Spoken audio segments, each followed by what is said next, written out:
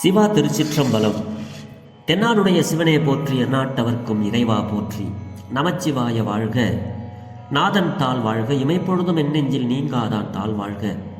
ஈர்த்தி என்னை ஆட்கொண்ட எந்தை பெருமான் நம்பெருமான் சிவபெருமான் திருவடிகளை மனம் மொழி மெய்களாலே வணங்கி என் பெருமக்கள் நாயன்மாருடைய திருவடி தாமரைகளை இதய கமலத்தில் வைத்து போற்றிக் கொண்டு எனது அருட்குருநாதர் திருமுறை கலாநிதி வே சுந்தரமூர்த்தி தேசிகர் ஐயாவுடைய திருவடிகளை நீல நினைந்து திருமுறை சென்னறிக்குள் என்னை ஆற்றுப்படுத்திய அடியார் பெருமக்களது திருவடிகளை வணங்கிக் கொண்டு பெரும்பற்ற புலியூரானை பேசாத நாள் எல்லாம் பிறவாத நாளே என்ற அருள் சிந்தனையில் இன்றைய தினம் நாம் சிந்திக்க இருப்பது அருள் தரும் மாணிக்க வாசக பெருமான் மலரடிகள் போற்றி போற்றி.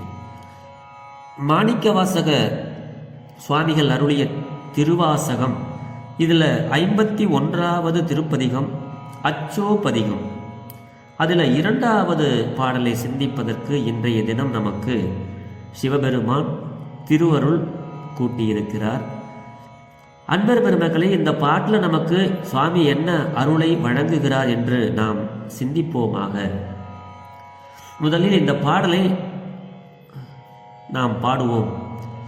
எளிமையாக எல்லாருமே பாடக்கூடிய மாதிரி இந்த பாடல் அனைவரும் சாமி முன்னாடி நின்று பாடலாம். அப்படிதான் இந்த பாட்டு அமைஞ்சிருக்கு. திருச்சிற்றம்பலம். இது மோகன ராகம். திருச்சிற்றம்பலம். நெறியல்லா நெறி தன்னை நெறியாக நினைவேனை சிறு நெறிகள் சேராமே திரு அருளே சேரும் வண்ணம் குறி ஒன்றும் இல்லாத கூத்தன் தன் கூத்த எனக்கு அறியும் வண்ணம் அருளியவாறு ஆர்பெறுவார் அச்சோவே.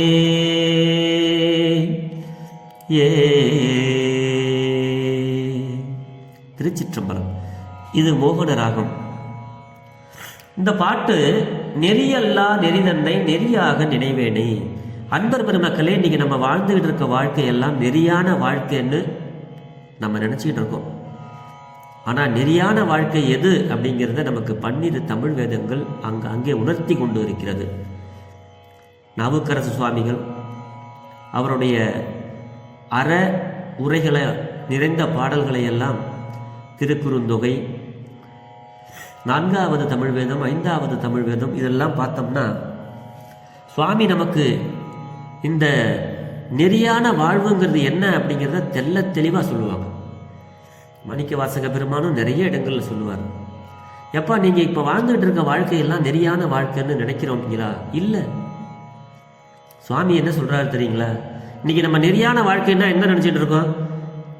ஒரு பெற்றோர் இருக்கிறாங்க, தன்னுடைய மகனை நல்லா பள்ளிக்கூடம் போகணும், அவன் நல்லா படிக்கணும், அவன் நல்லா மார்க் எடுக்கணும், அவன் நல்லா ஒரு இடத்துக்கு வேலைக்கு போகணும், அவன் நிறைய சம்பாதிக்கணும், அவன் குடும்பத்தை நல்லா பார்க்கணும், அதுக்கப்புறம் நம்மளுக்கு கொஞ்சம் சாப்பாடு ஊட்டணும், அப்புறமா நம்மளை நல்லா பார்த்துக்கணும், அவன் அப்படி நம்ம அப்படியே செத்து போயிடணும். இதுதான் நெறியான வாழ்க்கை அப்படின்னு நம்ம நினைக்கிறோம். இல்லைன்னா நிறைய அவங்க அப்பா நிறைய சொத்து சேர்த்து வச்சிருப்பாரு, நமக்கு என்ன, நம்ம பையனுக்கு வீடு கட்டி வச்சிட்டோம், வாசல் கட்டி வச்சிட்டோம், அவன் நல்லா படிக்கணும், அவன் ஒரு வேலைக்கு போகணும், அவன் நல்லா, இப்படியே தான் நம்ம எல்லாருமே நினைக்கிறோம். ஆனால் அந்த பொருள் பொருள் பொருள் என்று தேடுகின்ற அந்த வாழ்க்கை கடைசியில் பொருளற்ற வாழ்க்கையாக மாறிடும். பொருளோடு சேர்ந்து இறைவனுடைய அருளையும் நாம் சேர்த்து பெற வேண்டும். அதுதான் நெறியான வாழ்க்கை அப்படின்னு நமக்கு வேதமெல்லாம் சொல்லுது.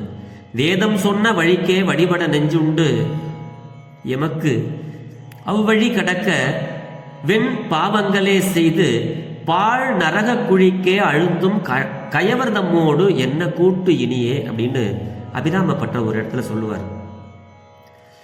வேதங்கள் நம்ம இப்போ நெறியான வாழ்வுனா என்ன அப்படின்னா, நம்மளுடைய சைவ சமயத்தில் இருக்கிற எல்லாருமே, நம்ம தமிழர்களாக இருக்கிறவர்கள், நம்மளுடைய பழமை என்ன, நம்மளுடைய வழிபாட்டு முறைகள் என்ன, ஏன் நமக்கு ஆலயங்களை வகுத்து வைத்திருக்கிறார்கள், ஏன் வழிபாட்டுக்கு போகிறாங்க, ஏன் சாமி கும்பிட்றாங்க, வீட்டில் ஏன் சாமி போட்டா வச்சு வழிபடுறாங்க அப்படிங்கிறத எல்லாம் சிந்திக்கணும். இன்னைக்கு நிறைய பேர் ஒரு நம்மளுடைய முன்னோர்கள் நம்மளுடைய 4 பேர் காட்டிய வழி, 4 பேர் போன வழியில் போகணும்னு சொல்லுவாங்க. அந்த 4 பேர் யாருன்னா திருஞான சம்பந்தர், திருநாவுக்கரசர், சுந்தரமூர்த்தி சுவாமிகள், மாணிக்க வாசகர். வாழ்க்கை நெறிமுறைகளை நமக்கு 12 தமிழ் வேதங்கள் உணர்த்துகிறது. பொருளை மட்டும் நேசிப்பது நெறியான வாழ்வு அல்ல, சிவபெருமானுடைய அருளையும் சேர்த்து சிந்திக்க வேண்டும். அதுதான் உண்மையான நெறியான வாழ்க்கை. நம்மளை ஏன் இந்த புராணங்கள் எல்லாம் படிக்க சொல்றாங்கன்னா வாழ்க்கை முறையை அது கத்து தருது. இதுல என்ன, யாரையும் ஏமாற்றக்கூடாது, பொய் சொல்லக்கூடாது, திருடக்கூடாது, பிறர் பொருளை அபகரிக்க கூடாது, பிறர் மனம் நோகும்படி பேசக்கூடாது, பிறருக்கு தர்மம் செய்யணும், இதையெல்லாம் தான் சொல்லி தருது. அதுதான் நெறியான வாழ்க்கை. நிறைய பேர் நிறைய பணம் வச்சிருப்பாங்க, ஆனா கொடுக்க மனசு இருக்காது. அப்படி நெறியான வாழ்க்கை எது? ஆனா சுவாமி சொல்றாங்க, நெறியல்லா நெறிதன்னை நெறியாக நினைவேனே. நம்ம எல்லாரும் அப்படிதான் நினைச்சிட்டு இருக்கோம். சாமியை சொல்லிக்கிறீங்க, நமக்கு தான் அவர் சொல்றாரு. நம்ம வாழ்ற வாழ்க்கையெல்லாம் இதுதான் நெறியான வாழ்க்கைன்னு நினைச்சு இப்படியே வாழ்ந்து வாழ்ந்து நம்ம செத்துக்கிட்டே போயிடுறோம். ஆனா இந்த சிறுநெறிகள் சேராமை திருவருளே சேரு வண்ணம் சிவபெருமான் கெட்ட வழியெல்லாம் நல்ல வழியாக நினைக்கின்ற எனக்கு தாழ்ந்த வழிகளில் சேராதபடி ரொம்ப என்னை கீழ்மைப்படுத்தாத, இப்படியே நம்ம வாழ்ந்து இப்படியே செத்து போயிடுவோம், அப்படியெல்லாம் இல்லாம சிவபெருமான் என்னை ஆட்கொண்டு எனக்கு சிவநெறியை அறிவித்து, இந்த ஃபர்ஸ்ட் பாட்டுல நமக்கு அழகா சொல்லுவாருங்க, முத்தி நெறி அறியாதங்கிறது தான் இந்த பாட்டு. அதாவது நான் முத்தி நெறி அறியாத மூர்க்கரோடு முயல்வேனை, அப்படி முயன்று கொண்டு இருந்த எனக்கு பக்தி அப்படிங்கிற ஒரு நெறியை அறிவித்து என்னுடைய பழைய வினைகள் எல்லாம் போக்கி என்னுடைய சித்தத்தில் தான் அந்த ஆணவம் இல்லாம சிவபெருமானை வணங்கக்கூடிய ஒரு சித்தத்தை எனக்கு கொடுத்து சிவமாக்கி விட்டார். என்னுடைய மனதை சிவமாக்கி கொண்டார். அதுல சிவபெருமான் அதுல குடியிருந்து கொண்டார். அப்படிப்பட்ட பெருமான் அத்தன் எனக்கு அருளியவாறு ஆர் பெறுவார் அச்சோவே அப்படிங்கிறார். இப்படி ஒரு பேற்றை பெற வல்லார் யார் அப்படிங்கிறாரு. நான் ஆரம்பத்தில் மூர்க்கத்தனமான மூர்க்கர்களோடு தான் இருந்தேன். மூர்க்கர்கள் அப்படின்னா எப்படி சொல்றது? மூர்க்கர்கள் அப்படின்னா அவங்க செய்யற செயல் எல்லாமே தீதாதான் இருக்கும், நல்லதே கிடையாது. என்னடா எதை செஞ்சாலும் மூர்க்கத்தனமா செஞ்சிட்டு இருக்கு, அது தேவையில்லாத செயல், அதை சொல்லவே வேண்டாம். அப்படிப்பட்ட செயலை செய்யறது பேர் தான் மூர்க்கர்கள். ஆனா அப்படிப்பட்ட எனக்கு சுவாமி இப்படி ஒரு பக்தி நெறி, பக்தி அப்படிங்கிறது நம்மளை ஒரு நெறிக்கு கொண்டுட்டு போகும். ஒரு நெறிய ஒரு வழி பாதையை நம்மளை கொண்டுட்டு போகும், இந்த மனசை அலைய விடாம. அப்படி இந்த பக்திங்கிறதுக்குள்ள போனாதான் நமக்கு சித்தம் தூய்மையாகும். அதுதான் சுவாமி முதல் பாடல்ல அருளினாங்க. 2வது பாட்டுல நம்ம நிறைய இப்படிதான் வாழ்றது, இதுதான் நல்ல வாழ்க்கை, நல்ல வாழ்க்கைன்னு நினைச்சுக்கிட்டு இப்படியே நம்ம வாழ்ந்துகிட்டு இருக்கிறோம். ஆனா அப்படியே நம்ம இல்லாம சிவபெருமானுக்கு வழிபடுகின்ற அந்த நெறியை, பக்தி நெறியை நாம் கடைபிடித்தேமேயானால் சிறுநெறிகள் சேராமே இந்த தாழ்ந்த வழிகளில் போய் நம்ம ரொம்ப கீழ்ப்படிஞ்சு நம்மளை பார்த்து 4 பேர் சீ அப்படின்னு சொல்ற அளவுக்கு வாழாம நம்ம நல்ல ஒரு வாழ்க்கை நெறியை பக்தி நமக்கு காட்டும். ஆகையினாலே அந்த பக்தி வழிபடி நாம் சென்று தாழ்ந்து போகாமல் சிவபெருமான் அவனுடைய திருவருளை நமக்கு அருளுவார். அதுதான் திருவருளையே சாரும் வண்ணம் இறைவன் தன்னுடைய திருவிளையாடலை செய்தான்.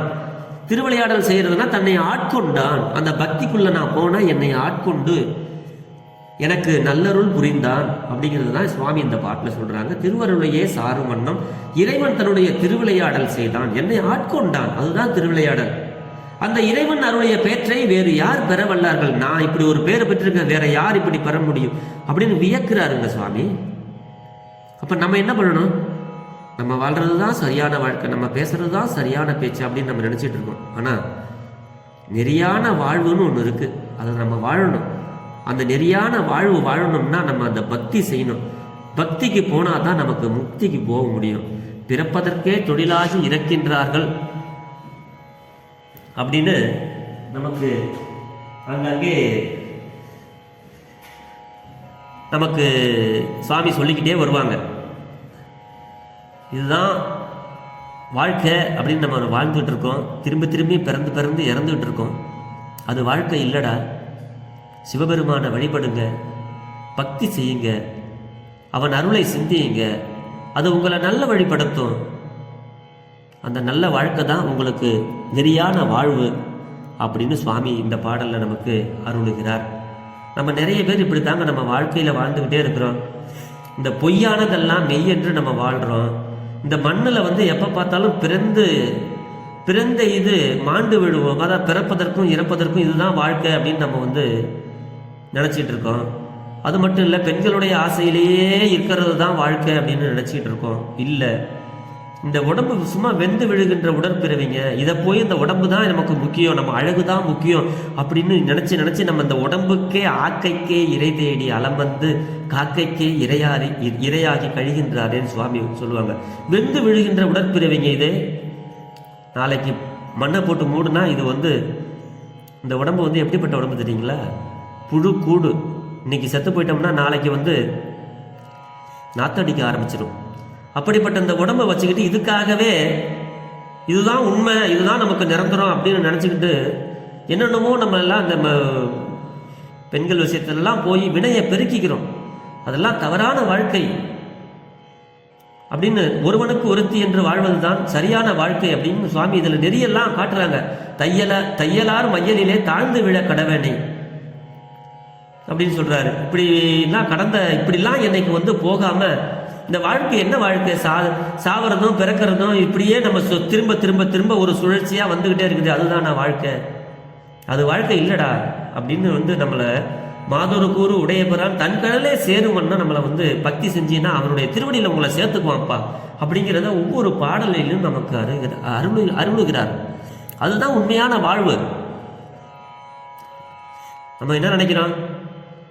டெய்லியும் வேலை கிடைக்கணும், டெய்லியும் போய் சம்பளம் நல்லா வாங்கிட்டு வரணும், நல்லா சாப்பிடணும், நல்லா டிவியில் உட்காந்து சீரியல் பார்க்கணும், தூங்கணும், இப்படியே தான் நம்ம சிந்திக்கிறோம். ஆனால் இதுக்கு மேலே ஒரு வழி இருக்குடா. அந்த சிவபெருமான் மாதொரு கூறு உடையபெறான் அவனுடைய கடல் திருவடி, அந்த திருவடி தாண்டா நமக்கு அனைத்தையும் கொடுத்து கொண்டு இருக்கிறது. இந்த பிறப்புக்கு காரணம் சிவபெருமானுடைய திருவடி தாண்டா அப்படின்னு சுவாமி எல்லா இடங்கள்லையும் சொல்கிறாங்க அருளாளர்கள். அதை நம்ம மறந்துடுறோம். இன்னைக்கு ஒருத்தவங்க நமக்கு நல்ல உதவி செஞ்சுருப்பாங்க, அது ஒரு வருஷம் ஞாபகத்தில் வச்சுருப்போம், பார்த்தோம்னா அடுத்த வருஷம் மறந்துடுவோம். அப்படியெல்லாம் இருக்காதீங்க. நன்றி மறப்பது நன்று அன்று அப்படின்லாம் சொல்லுவாங்க. இந்த வாழ்க்கையில் அறம் செய்யணும். அன்பும் அரணும் உடைத்தாயும் இல்வாழ்க்கை பண்பும் பயனும் அது அப்படின்னு சொல்லுவார் வள்ளுவ பெருந்தகையார். நிறைய பேர் பத்திரிகையில் போடுறதோடு சரி, அதுபடி நடந்துக்கிறாங்களான்னா இல்லை. அதுக்கு என்ன பொருள் அப்படிங்கிறத கூட நம்ம சிந்திக்கிறது இல்லை. இல்லறத்தில் நல்லறமாக வாழ வேண்டும், அறம் செய்ய விரும்ப ஆறுவது சினம் அப்படின்னு சொல்லி ஔவையார் சொல்லுவாங்க. நம்ம கணவன் மனைவி குழந்தைகளோடு சேர்ந்து வாழும்போது பிறருக்கு தானங்கள் கொடுக்க வேண்டும், இல்லாதவங்களுக்கு தர்மம் செய்ய வேண்டும்.